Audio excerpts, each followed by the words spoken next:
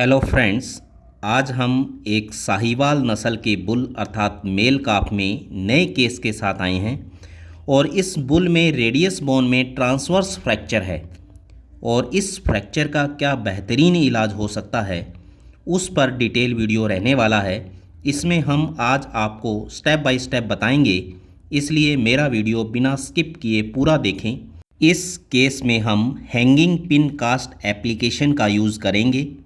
Hanging pin का use करने का जो मकसद है वो हम जानते हैं कि जब लार्ज एनिमल में फोरलिम में नी जॉइंट के निचले हिस्से में फ्रैक्चर होता है या हाइंडलिम में हॉक जॉइंट के निचले हिस्से में कोई फ्रैक्चर होता है तो उस केस में पीओपी उपयुक्त होती है या पीओपी से हम उस फ्रैक्चर को ठीक कर सकते हैं। परंतु देखो, इस बुल में नी जॉइंट से ऊपर रेडियस बोन में फ्रैक्चर है। इस केस में हम यदि पीओपी करते हैं या प्लास्टर करते हैं तो वहाँ से प्लास्टर खिसक जाएगा, जिससे वहाँ बोन का फिक्सेशन नहीं हो पाएगा, अर्थात जो बोन है यहाँ से फ्रैक्चर हुई है वो जुड़ नहीं पाएगी। इसलिए हम इस केस में यहाँ रेडियस बोन में फ्रैक्चर हुआ है उस हिस्से में थोड़ा ऊपर साइड को प्रिपेयर करते हैं। फिर हम एसेप्सिस तरीके से ड्रिल मशीन से उस बोन में होल करते हैं। उस बोन के होल में हैमर की सहायता से पिन को इंसर्ट करते हैं। इस हैंगिंग पिन का जो फ़ायदा है इसमें यह मिलता है कि जब हम इस पर फाइबर ग्लास प्लास्टर करेंगे तो यह प्लास्टर नीचे नहीं खिसकेगा, जिससे फ्रैक्चर बोन का अलाइनमेंट सही रहेगा और फ्रैक्चर बोन फिक्स रहेगी। वह इस कंडीशन में फ्रैक्चर की हीलिंग हो जाएगी। और इस केस में रेडियस बोन का ट्रांसवर्स फ्रैक्चर है, यह एक क्लोज्ड फ्रैक्चर है। इस प्रोसेस में हमने सबसे पहले एनिमल को जाइलाजिन इंजेक्शन देकर सीडेट करके प्रॉपर वे में रिस्ट्रेन किया हुआ है। इसमें ख़ास बात यह ध्यान में रखते हैं कि प्लास्टर करने से पहले जिस पैर में फ्रैक्चर है वहाँ ट्रैक्शन व काउंटर ट्रैक्शन से पैर का जो एंगल है वो सीधा व नॉर्मल रखते हैं। उसके बाद मैनिपुलेशन से फ्रैक्चर के टुकड़ों को सेट करके उसके बाद फ्रैक्चर साइट पर कॉटन की पतली परत चढ़ा देते हैं।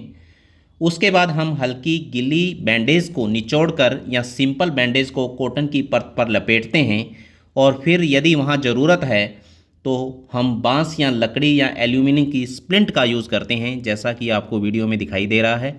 तो यहाँ पे हम एक बांस की स्प्लिंट का यूज़ कर रहे हैं ताकि प्लास्टर की जो स्ट्रेंथ है वो अच्छी हो, वह फिक्सेशन उसका अच्छा हो। उसके बाद हम लार्ज एनिमल में प्लास्टर की स्ट्रेंथ को बढ़ाने के लिए कॉटन की निवार का यूज़ भी कर सकते हैं।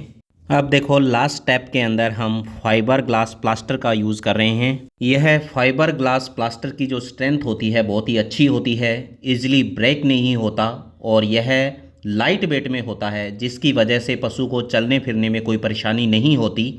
इसलिए हमने यहाँ फाइबर ग्लास प्लास्टर का यूज़ किया है। उसके बाद हॉट वाटर से इसको सेट करते हैं। इस प्लास्टर को छोटे पशुओं में 21 दिन व बड़े पशुओं में 1 से 2 महीने के लिए रखते हैं। इस केस में यदि डिग्री ऑफ रिडक्शन व इमोबिलाइजेशन अच्छा है तो हीलिंग जल्दी होती है। नॉर्मली बड़े पशुओं के अंदर लॉन्ग बोन में जो फ्रैक्चर की हीलिंग है उसमें कम से कम 2 महीने का समय लगता है।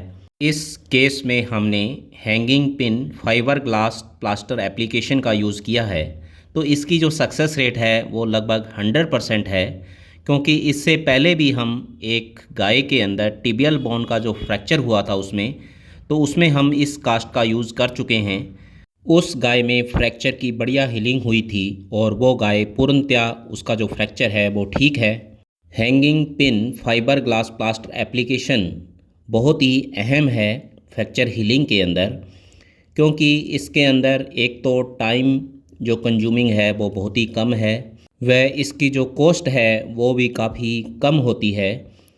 कंपैरेटिवली यदि देखा जाए तो हम इंट्रामेडुलर पिनिंग करते हैं या बोन प्लेटिंग करते हैं तो यह इसमें एनिमल को एक जटिल प्रक्रिया से गुजरना पड़ता है, तो इसकी कॉस्ट भी काफ़ी बैठती है।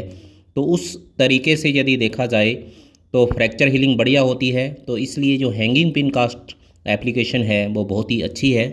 अब देखो, लास्ट स्टेप के अंदर जो हैंगिंग पिन हमने बोन के अंदर इंसर्ट की थी तो उसके जो एजेस हैं उनको हम फोल्ड कर रहे हैं ताकि उस एनिमल के किसी प्रकार की इंजरी ना हो।